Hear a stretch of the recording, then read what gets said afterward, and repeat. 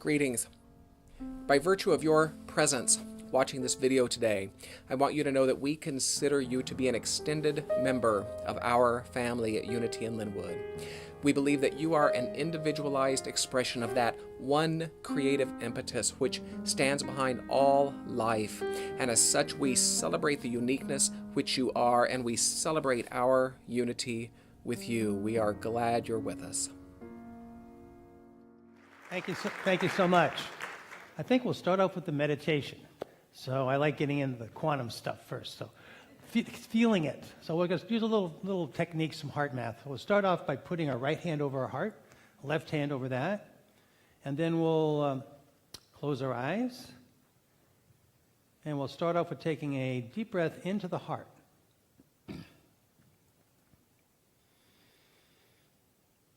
And releasing.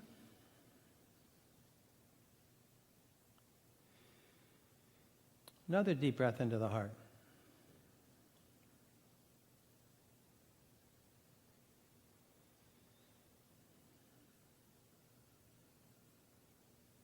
Releasing.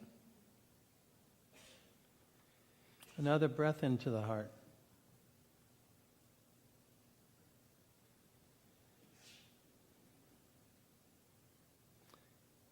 And releasing.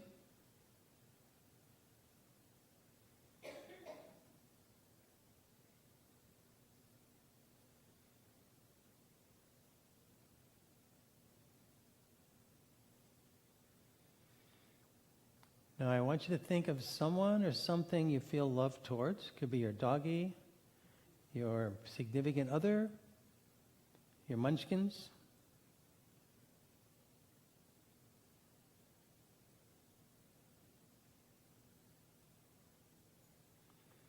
Feel that love.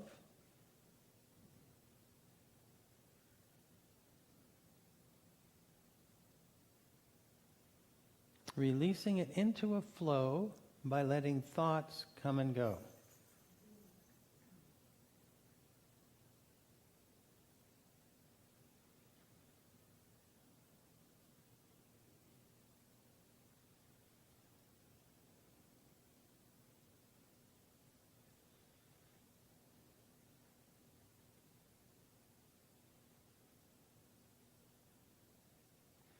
My spirit is awakening.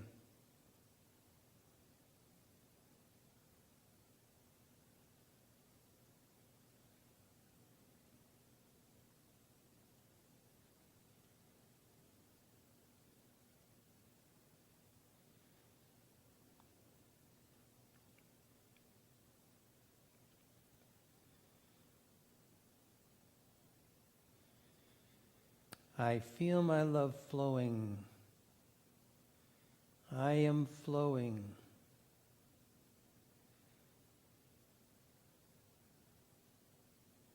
I am flowing throughout the whole universe, connected with the stars and the galaxies.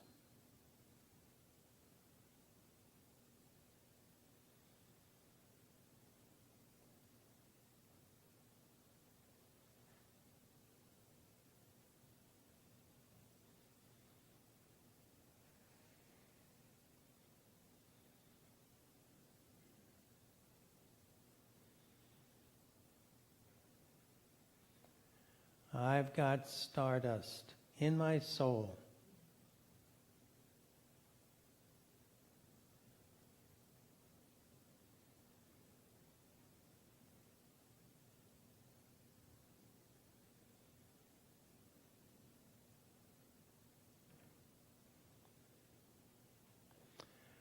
The same divine love that created this whole universe is flowing within me.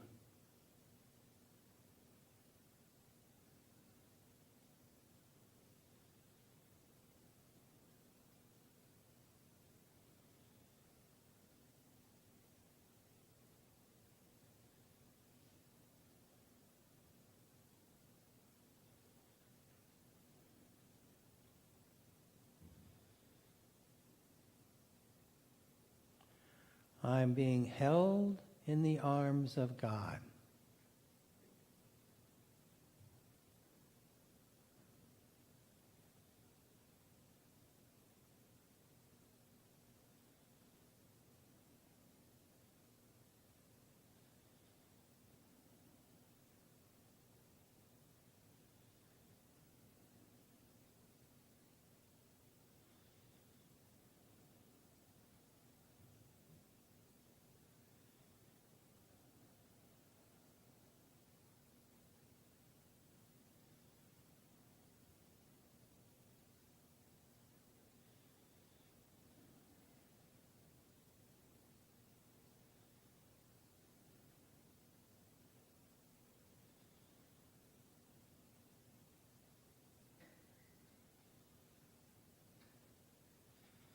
I am safe.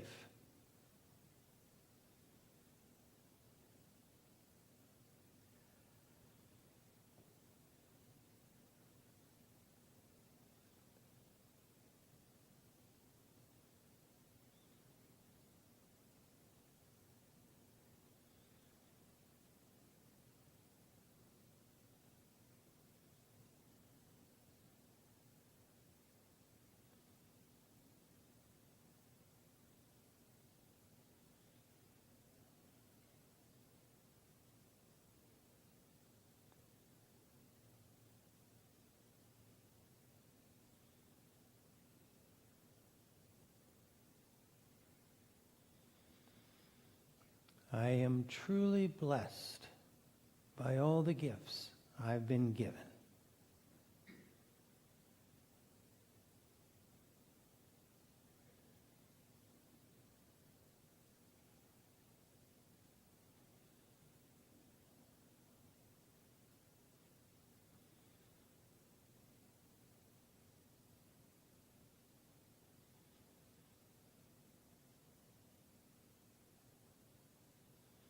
And I'm truly blessed by all the gifts that are already on their way.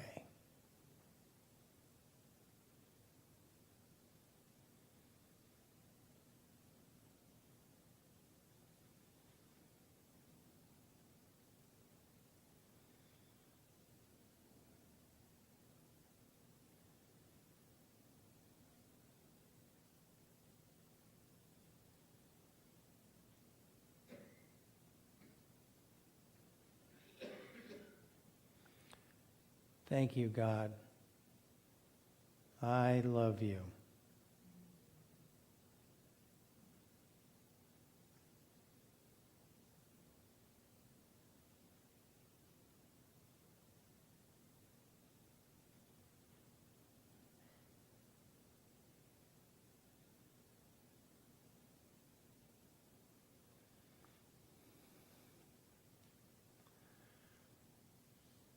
Let's take a deep breath into the heart.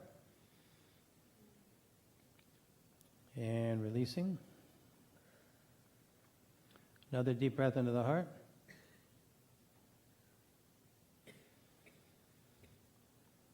And releasing. Another deep breath into the heart.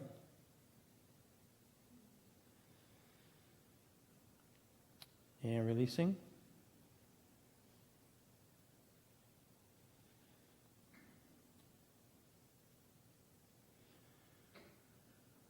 Another deep breath in the heart. And releasing.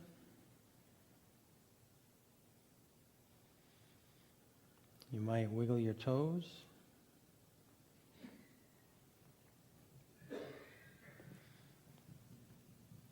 And then let's slowly open our eyes.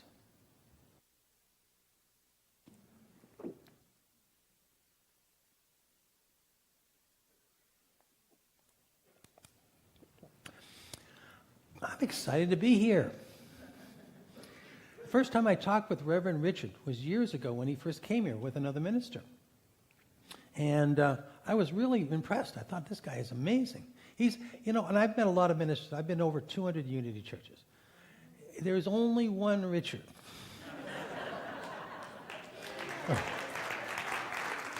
I mean, he's like a Renaissance minister. I'm serious. He does music, and he does, of course, he does amazing philosophy. Did you guys read that little blurb on consciousness in his website? But most importantly, he cares, really cares. Now, I'm having a great time here. This church is very special. I knew that, by the way, at the Unity Convention when I had so many people come up to me from your church and introduce themselves to me when I was at my booth. And they said, you got to come out there. So I said, yeah, I got to come out there.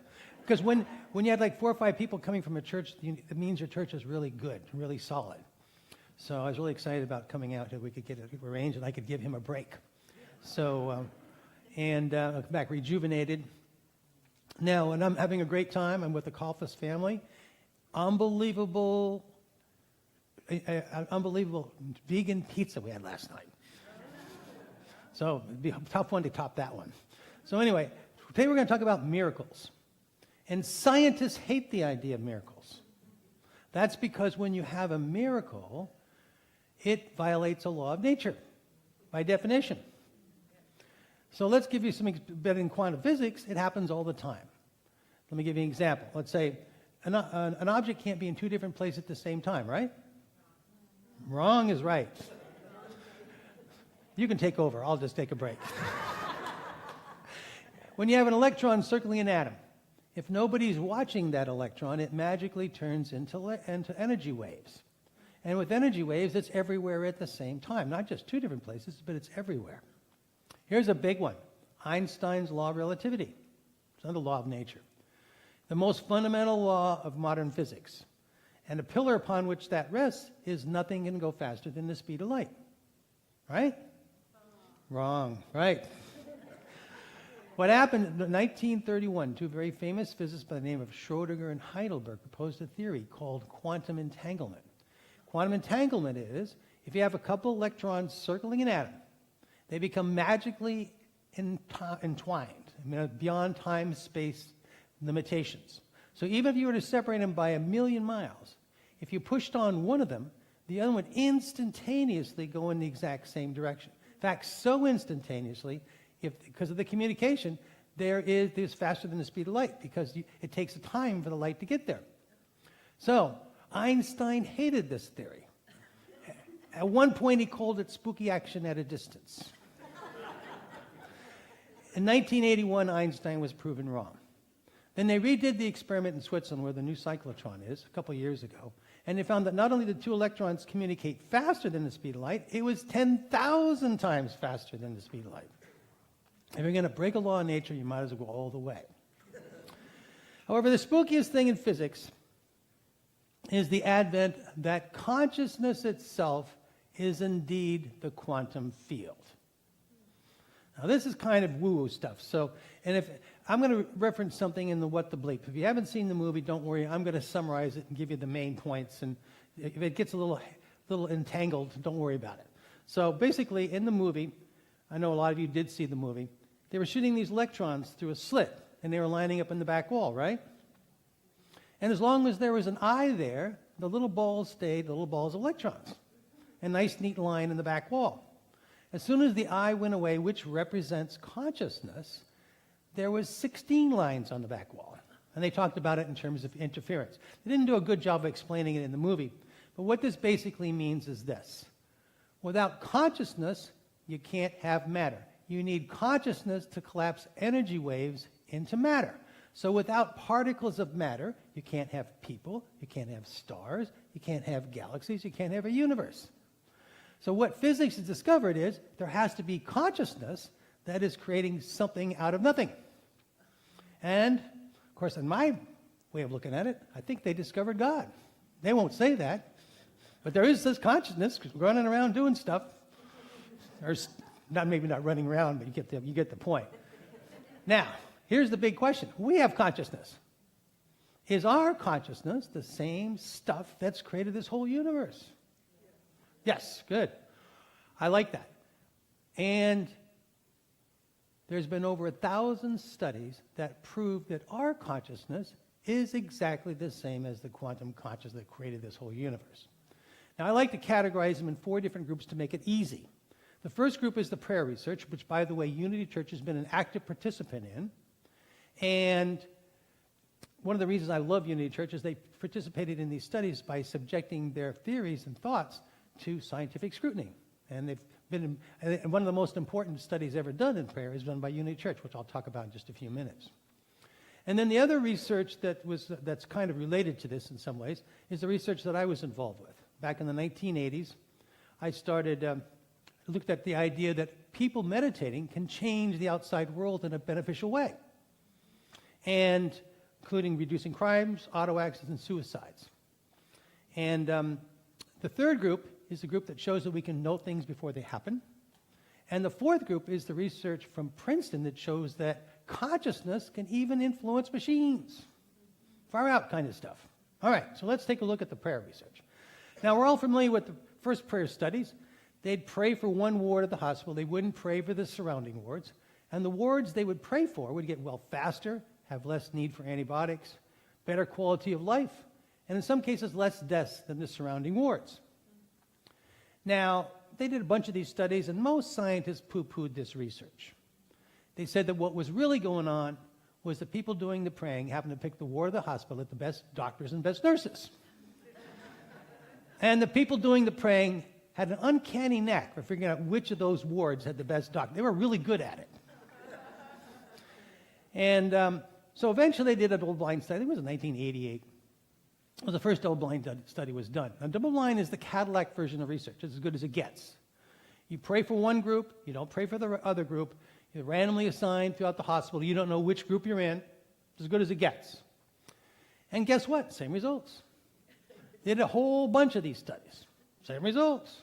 So finally somebody said, well, maybe there is, and this is a scientist, of course, maybe there is something to prayer. But what prayer really is, it's positive thinking. Now, is prayer just positive thinking, or is it something else? Interesting question, right? So, now, Unity Church was involved in a study done in 1999 in Kansas City, which is the home of Unity, one of my favorite studies of all time, where they did a triple-blind study. Now, what's a triple-blind study? A triple-blind study means that no one knows they're being in a study. That's why it's called triple-blind. So let's say I'm sick, to give you an example. And my angel Joy over here is going to pray for me, and I get well faster because she's praying for me. Now, if she doesn't tell me, it can't be due to positive thinking, right? Has to be woo-woo, right? Woo-woo kind of stuff. You got it. You got it. It's one of those spooky action at a distance kinds of things. Well, they did a whole study like this. And it was over 1,200 people in a hospital in Kansas City. Nobody knew that the study was going on, including the doctors and nurses. They prayed for half, didn't pray for the other half. Guess what? Same results as the other prayer research. Now, this blew a lot of people's mind because it meant that prayer was not just positive thinking. So they tried another one in Columbia, New York. They prayed for people in Korea. And it was a women's in vitro fertilization clinic, kind of an interesting twist. So in other words, the prayers from New York had to go through molten rock and whatever else in the middle of the world and arrive at the right person in Korea who was trying to get pregnant. And what they found was, again, the women didn't know that they were part of a study. They found that the women who were being prayed for had a 50% greater chance of getting pregnant than the women who weren't being prayed for. Brings up a whole new idea to the idea of immaculate conception, but we won't touch that one here. Now, this is huge, though, because the interesting thing about prayer, there's been over 250 studies on it. Only a handful have come out insignificant. Probably one of the most reliable things we've studied in science. Look at coffee. 1 week, coffee's good for you. Another study comes out next week, it's bad for you, right? It's not that way with prayer. Only a couple, 3 studies have not come out significant. But the bigger question is this. How come even one of those studies came out significant? Because our brain waves, the electromagnetic field in our brain, really doesn't get past our skull bones. This is one of those quantum things, one of those spooky action at distance things. We're able to influence people with our own consciousness. In other words, implying that our consciousness is not just here, but it's also out there. Unbelievable, okay? Same with the research on meditation, which is the second group. The research on meditation, let's see, that one, by the time we went to, what we decided about in 1982 was TM people, the TM Transcendental Meditation Group, they decided to prove it. We'd already done 20 studies. I started this research way back in the 1980s, and we did 20 studies before they actually did the demonstration project in Washington, D.C. Every one of them came out significant. So we did 20 some odd before we even went out there. So I knew it would work as long as we got enough people there. So we waltzed into Washington, D.C. We all were in a huge, big ballroom. We were there for 6 weeks. And we meditated, started about 7:30 in the morning, went till about 1 o'clock, something like that. Took a break till about 3, came back about 3, and went till about 7. And while we were there, of course, the crime rates went down 23%. Before we walked out there, though, we told the mayor, who was Mayor Barry, he was the cocaine mayor, he was rehabilitated. Yeah, and so, but he was a really cool guy. And then we told the police chief, we told all the newspapers. We were that sure it was going to work. And if it didn't work, they would have poo-pooed all of our other research. So now, while we were there, the crime rates went down. Everybody always asks me, well, how did you do this? And they tell me, what'd you say? You must have had some kind of intention, right? I mean, you can't change crime rates without intentions. How could you change crime rates without any intentions? That doesn't make any sense. So what kind of intentions did we have? Anybody a guess? There you go. We never once thought about crime rates while we were there. We got out of the way. We got out of the way. We let the divine flow through us. We added our force to the divine. We didn't do anything. Because you can't get to the quantum by trying to get there. Throw all that stuff about intentions out the door. So that's how we did it. We didn't do anything. Because when you want something, what are you attracting? Lack. You hit the nail on the head. Beautiful. Beautiful. You don't have it. You're attracting lack. If you want to become abundant, you've got to live abundance. That's the secret of all secrets. So now let's move on to the next group of research studies, which is even more far out. Well, almost more far out. It's the stuff that happened. This actually study was done on psychic stuff. And it actually didn't work. But it sort of didn't work, but did work. So it's one of those weird studies. But anyway, they were doing a psychic study. And a bunch of TVs, and people were in front of the TVs. And every 8 seconds, a new photograph would come up on the screen. And the photograph was one of two different types. A negative one, which is people in morgues, so very gruesome, and a positive one. Beautiful nature scenes. And the people couldn't guess in advance which photograph was going to come up on the screen. But lucky for us, that wasn't the end of the story. Because the negative photograph was so negative, they hooked people up to a GSR machine, which measures anxiety in the body, similar to a lie detector. And what they anticipated would there be a spike of anxiety every time the negative photo was presented. Well, they did indeed find the negative spike, the spike in anxiety. But it happened before the negative photograph was presented and not before the positive one. So in other words, our body knew it was going to happen before it happened. Remember the old adage, I knew it in my gut? There's a lot of truth to that. So that nobody believed it, so they redid the experiment, same results, in a different laboratory. They went overseas. They wanted to get as far away from that laboratory as they could. Then they looked inside the brain. The whole brain would light up with anxiety about 4 seconds before the negative photo. And this group of studies were done 12 years ago. Nobody touched them ever since until about 2 years ago. A very famous psychologist by the name of Dr. Ben, who's in every psychological textbook. I've done a bunch of psychology classes at major universities, and I can tell you, he's in every textbook. He's well known. He decided to revisit it 2 years ago. He did 10 studies. 9 of them came out significant. And he submitted this study to the Journal of Social Psychology, a very conservative psychological journal. They decided to publish it. But they wrote at the very top of the study, first of all, we don't believe it. This is really true. I mean, how can you know things before they happen? That doesn't make any sense. But he said, so he must have made some mistake. If it was anybody else for Dr. Ben, we wouldn't even publish it.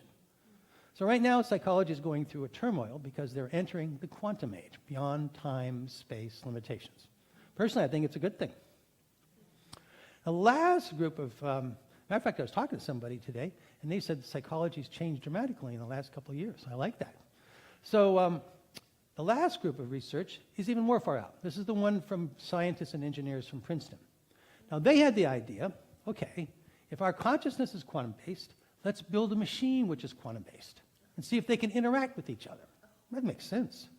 And what they did was they took a machine which is using cosmic radiation from outer space, which, by the way, is very reliable. You can run atomic clocks by it. And they took this, they made a machine, and basically they used it so that the output from the machine was 101010. Very reliable because cosmic radiation is very reliable. Then they took college freshmen, had them concentrate on the machine to see if they could change the output from 1010 to 111, or or 0, 0, 0. And after hundreds of thousands of trials, they found a significant but very, very weak effect. Personally, I don't know how they managed it at all, because I remember when I was a freshman in college, I could barely get out of bed, much less influence a quantum field random number generator.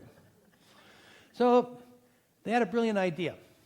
Let's put 3 or 4 of these kids together and see if the effect is stronger. And that's what they found. The more doing it, the stronger the effect. So they put these machines all over the world, and what they found out they were measuring was the collective consciousness. So whenever we're doing something at the same time, like watching the opening ceremonies of the Olympics, machines go crazy. Instead of 1, 0, 1, 0, they do 1, 1, 1, or 0, 0. We don't know which direction they're going to go. They just kind of make their mind up and go that way. And also the tsunami, the Katrina, the OJ trial verdict, they have about 250 of these studies on their website. Now, the machines were going on during 9/11. 2 amazing things happened during 9/11. First of all, the machines went crazy for 4 straight days. Nothing like that's ever been seen before. But the real interesting thing was the machines started going crazy 4 hours before 9/11 actually happened. That's before the terrorists even got in the airplane. So we must have known what was going to happen before it happened in terms of the collective consciousness. So fascinating stuff. Okay, so what kind of conclusions can we draw from this? I think 4, I can probably come up with a lot more than that, but let's start with 4. First of all, life after death. That's a huge one. If our consciousness is quantum-based, which means beyond time-space limitations, that means when the brain dies, our parts of our consciousness, our whole consciousness, doesn't have to die. Doesn't have to die. And that's what the research is proving. Okay? It also implies that we're part of the collective consciousness of all this universe. Even more interesting, because we're connected, which is the second main conclusion. We're connected. Dr. Jill Bolte Taylor from Harvard, she had a stroke that shut down her left hemisphere. Left hemisphere is that monkey part of the brain that always analyzes, always intends, always does this and does that. Well, when she had that stroke, instead of being in agony, she was in ecstasy. She had the traditional mystical experience. You can read about it in her book, My Stroke of Insight, or she's on TED too. Awesome stuff. But the thing that really hit me, for the first time in her life, her words, I was not alone. I was not alone. For the first time in my life, I felt I was connected with everyone in every place. Unbelievable. Which brings us to the third conclusion. Together we can make a bigger difference than we can alone. We come together and meditate together like we did today, pray together. Not only are we helping ourselves, we're helping change the collective consciousness. So many people today feel impotent. They feel like they can't make a difference in their lives. We are already making a difference. Just the other day, I saw a study done on, poll on gay marriage. 65% of Americans are now for gay marriage. Just 2 years ago, 65 were against it. And all of our presidents were against it. There has been a shift in the collective consciousness. This was not done politically. This was done with a shift. It didn't happen politically. It happened because our consciousness is growing more towards love and connection. By us doing this work, it's shifting it in that direction. We don't have to worry about changing people's minds. We have to get rid of our own conflict and our own negative thoughts. The outside world will become what we are. It's huge. It's huge. The consciousness article that Reverend Held did was awesome. I could look at it and see he was totally positive. I loved it. So now the last major conclusion is science is proving spirituality. Everybody in here has had doubts at one time or another. Everybody. It is so refreshing to be living in a time when science is disproving our doubts, proving what we know to be true in our hearts, washing away these doubts. It's probably the most exciting time that I've ever been alive. thank you so much for inviting me. Thank you. Thank you.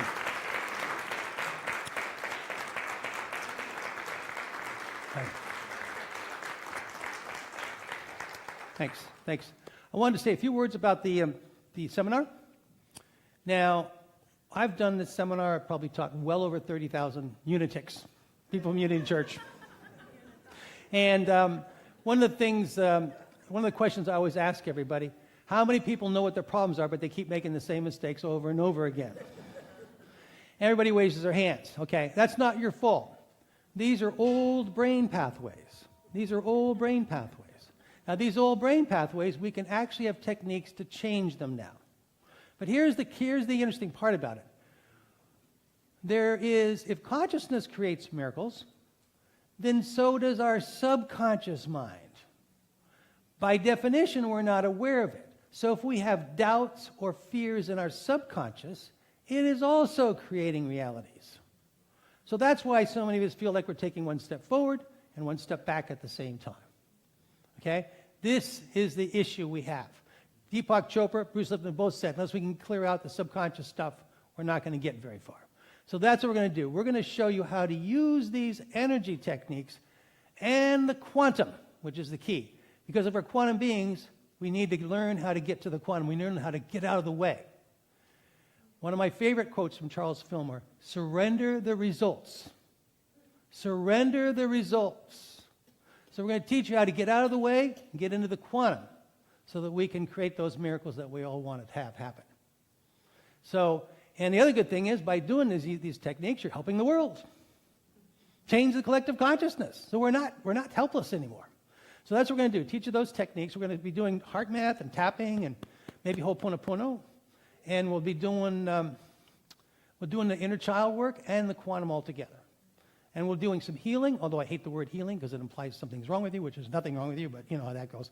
You have to use some kind of word for it. So we're going to clear out blocks. And we're also going to show you how to manifest using the quantum. So we're having today and tomorrow. It's a 2-day class.